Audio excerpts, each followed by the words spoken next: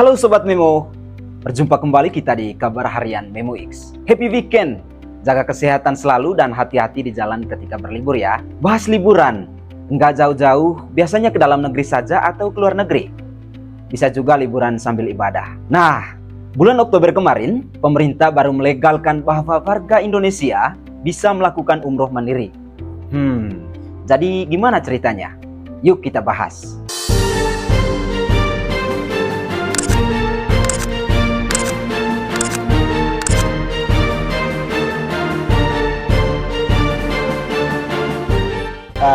Dengan ada kita membuka dan mempersilahkan melegalkan haji mandiri, justru negara menghadirkan tata kelola yang baik.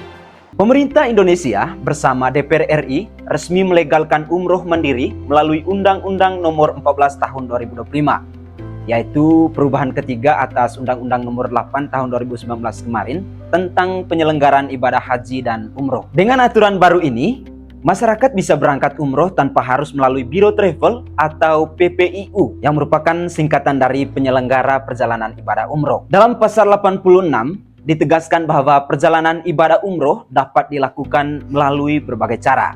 Yang pertama melalui PPIU, yang kedua secara mandiri, atau yang ketiga melalui menteri. Banyak yang bertanya-tanya, kenapa umroh mandiri dilegalkan? Yang pertama, karena Arab Saudi sudah mengizinkan dan mempromosikan umroh mandiri. Komisi 8 DPR RI menjelaskan bahwa Arab Saudi kini membuka jalur umroh mandiri, bahkan menggandeng maskapai nasional mereka seperti Saudi Arabian Airlines dan Flynas Airlines. Arab Saudi juga menyediakan visa transit gratis 4 hari bagi siapapun yang membeli tiket maskapai mereka.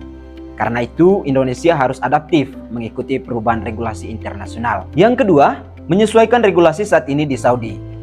Wamen Haji dan Umroh Daniel Anzar Simanjuntak menegaskan bahwa Saudi kini sangat membuka pintu untuk pelaksanaan umroh mandiri.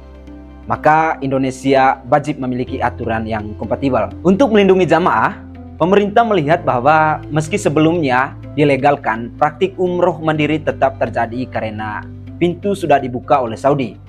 Maka legalisasi dilakukan agar pemerintah bisa memberikan perlindungan hukum dan teknis kepada jamaah. Lalu, apa saja syarat umroh mandiri? Sesuai yang tertera di pasal 87A Undang-Undang Nomor 14 Tahun 2025, jamaah yang ingin berangkat secara mandiri wajib memenuhi beberapa syarat. Yang pertama, beragama Islam tentunya ya. Kemudian yang kedua, memiliki paspor yang masih berlaku minimal 6 bulan. Yang ketiga, memiliki tiket penerbangan pergi pulang ke Arab Saudi. Kemudian yang keempat, memiliki surat keterangan sehat dari dokter. Yang kelima, memiliki visa.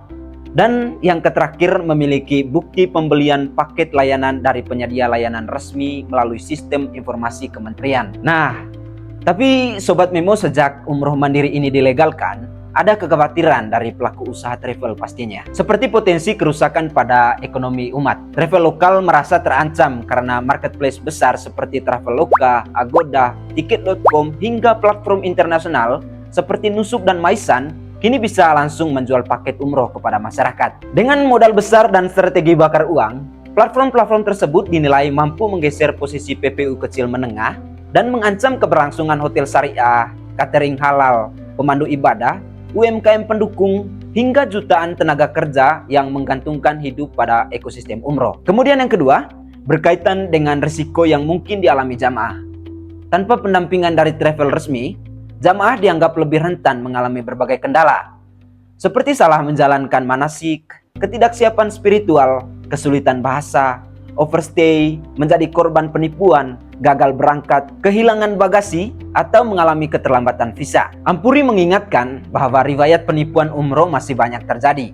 Bahkan ketika pengawasan ketat masih diberlakukan, sehingga risiko ini berpotensi semakin besar bila jamaah melaksanakan umroh secara mandiri. Yang ketiga, muncul karena adanya ketidakjelasan dalam aturan mengenai siapa yang dimaksud dengan penyedia layanan. Undang-undang memang mewajibkan jamaah membeli layanan dari penyedia layanan resmi, tetapi tidak dijelaskan apakah yang dimaksud adalah PPIU berizin saja atau marketplace global juga termasuk. DPR meminta para pelaku PPIU untuk tidak panik dalam merespon legalisasi umroh mandiri. Karena kebijakan ini bertujuan memberikan kepastian hukum sekaligus memperluas pilihan masyarakat. Menurut DPR, keberadaan travel umroh tetap dibutuhkan, terutama untuk layanan manasik, pendampingan, akomodasi, dan keamanan bagi jamaah. Karena itu, pelaku usaha travel didorong untuk beradaptasi dengan perubahan, meningkatkan kualitas layanan, bekerja lebih transparan dan profesional, serta berinovasi agar tetap kompetitif. Jadi, lebih tertarik melakukan umroh mandiri atau lebih baik menggunakan travel? Jadi bagaimana menurut Sobat Memo? Tulis di kolom komentar dan sampai jumpa di video selanjutnya.